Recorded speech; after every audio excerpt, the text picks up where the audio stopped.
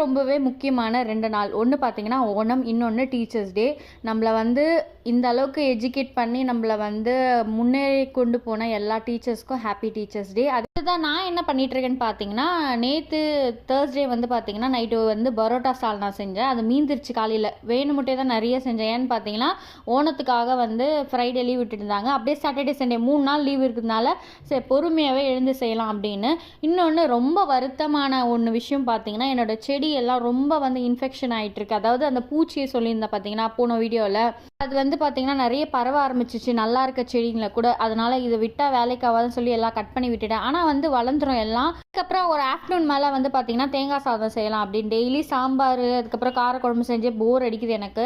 அதனால இன்னைக்கு ஒரு வெரைட்டி ரைஸ் செய்யலாம் அப்படின்னு. எனக்கு வெரைட்டி ரைஸ் பிடிக்காது, இருந்தாலும் ஃபேமிலிக்காக செய்யலாம் அப்படின்னு சொல்லி தேங்காய் சாதம் செஞ்சேன். இன்னைக்கு வந்து பார்த்தீங்கன்னா வடை பாயசம் கூட எக்ஸ்ட்ரா செஞ்சேன். ஏன்னா ஓணம் சொன்னாங்க, அதுக்கும் நம்மளுக்கும் சம்மந்தம் இல்லை. இருந்தாலும் வந்து பார்த்தீங்கன்னா அந்த ஓணம் டைமில் அந்த பூ கோலம் போடுவாங்க, பூவை வச்சு கோலம் போடுவாங்க. அது எனக்கு ரொம்ப பிடிக்கும். ஈவினிங்கில் ட்ரை பண்ணி பார்த்தேன், நல்லா இருந்துச்சு.